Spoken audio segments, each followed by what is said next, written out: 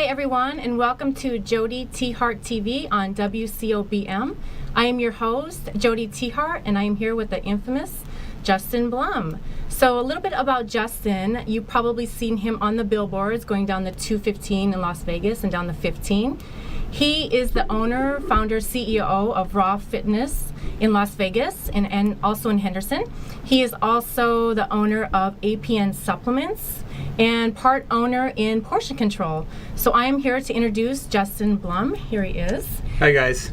Thanks for having me. We're going to talk a little bit about his story and how he got started in the fitness industry. So just to give you a little side note on him, he actually used to be a hot mess many years ago. Kind of leave it at that, but he'll elaborate just a little bit and tell you how he changed his life around through health and fitness. Yeah, thank you. Thank you for having me on the show. So as Jodi said earlier, or just a couple seconds ago, I was born and raised in Vegas. I'll give you guys a little bit of a background on myself. I was born and raised in Vegas, born in 1981, so there's my age. And I was a hot mess. I had one of those typical, instead of getting into too much detail, I had one of those unfortunate, typical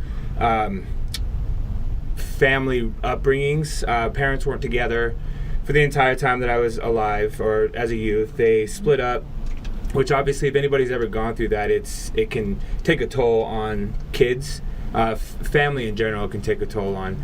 And I kind of went out on the streets. I kind of wanted to go find something to do. I didn't have a lot of guidance to reach out to, so I went out to the streets and I spent a lot of time on the streets. I did go to school, but I also spent a lot of time on the streets. And it ended up one thing leading to another and ended up getting me in a little bit of trouble. I was involved in drugs. I was involved in some crime. I did spend some time in and out of jail.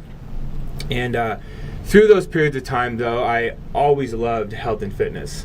I thought I knew what I was doing when I was younger, but definitely not. I would be one of those guys, like typical guys. I'd pick up like a men's fitness magazine and read through it and figure that if it was written there, I knew everything now, right? You read it and you're like, oh, I know how to do that then. So that's kind of what I was. I was always working out. I was always doing fitness stuff as it related to just being in shape and exercising and training. I always had weights inside my garage or friends' garages I'd go to and just lift weights, do a lot of stuff on the park. After a little while, after being in trouble for a long time, I needed something to change my life. I needed something to get me out of what I was doing that was really bad, and health and fitness came into my life. Awesome. So I have a question though, because I know you have a son as well 2 right now, but was your son at that time, was he kind of a life-changing eye-opener for you as well? Yeah, my son actually saved my life. Awesome. So any of you guys that have kids, you know exactly what I'm talking about. I was on the verge of, I was doing well, but I was struggling. I was struggling to make ends meet. I was struggling just in life in general. And I'll tell you, my head was going back and forth with, I could just go back into the game and I'd be fine. I could go back into, the drug game and violence and stealing and doing all this other stuff, and I'd be just fine. I'd make some money. I could, support my kid until I got caught and be okay. But you know what? When he came into my life and I had him, it was an eye-opening experience. I would sit there some nights because I raised Austin by myself from age of about 8 months, 9 months old until I met my current wife. But I would sit there and I would just hold him and I would just promise to him and to myself that I would not have him be in a position that I was in. Awesome.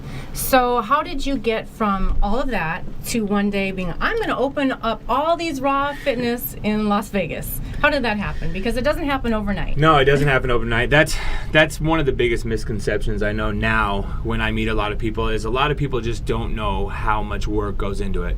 We have a lot of personal trainers, not only in Vegas but all over social media. Everybody's a personal trainer.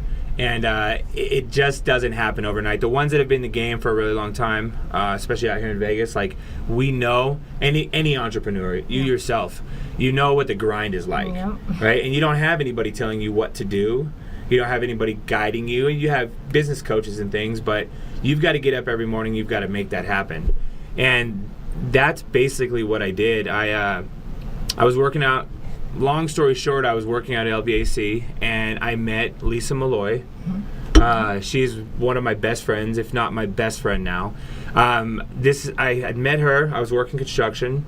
I met Lisa at LVAC, and I was overweight, about 45 pounds overweight. And she came up to me in the gym, and she was very polite, but she says, "Hey, my name's Lisa. I'm a trainer here.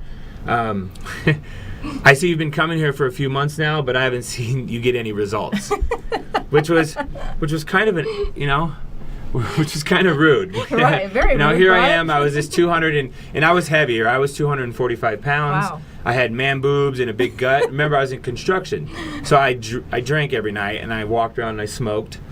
And I met Lisa, and she said that to me. And the following day, I came in and I asked her if she could train me, because I wanted a change. And when sometimes it takes that little thing, somebody to help you recognize what you're already recognizing, or what you already know.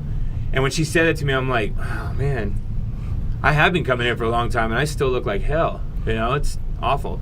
So Lisa started training me, and within my first 12-week transformation, I completely fell in love with health and fitness. Awesome. I fell in love with how I was feeling and how I was changing, and it was amazing. So I told Lisa, I said, I'd really like to be a personal trainer and kind of do this on the side. It was going to be my side job, because my goal in life at that time was to be a superintendent. I was working for executive home builders, and Sorry. no, it's okay. That was my goal, right? I was building the Queensridge Towers. Nice. And my goal was I had amazing bosses. My bosses at Queensridge were amazing, and all I wanted to do was be a superintendent, work for them forever. I'd have been great. Then I fell in love with health and fitness, so I wanted to do that on the side as well. And then 2009, 2007, 8, and 9 came, and I think we all know what happened in Vegas at that point. Yeah. The economy tanked, and not only did it tank, but Vegas got hit the worst, and construction in Vegas was the worst. So I was not only in the worst city during that time, but I was also in the worst industry at that time. So lo and behold, I had been doing a little bit of training on the side.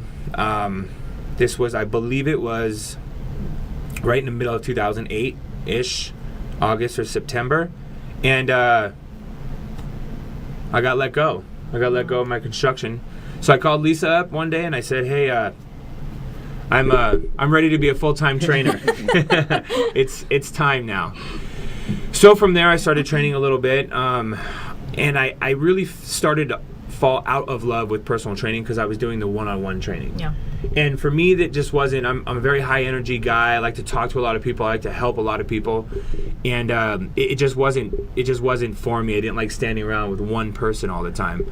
So I left that training with Lisa, and I ended up going to a gymnastics studio, because that was my goal. Is I wanted to run boot camps. There weren't really anything like that going on out here. We had our outdoor boot camps here, Boot Camp Las Vegas.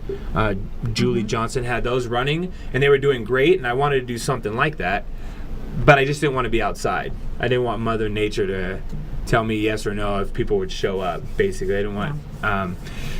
So I went to a gymnastics studio. I subleased some space from them, and the rest is history.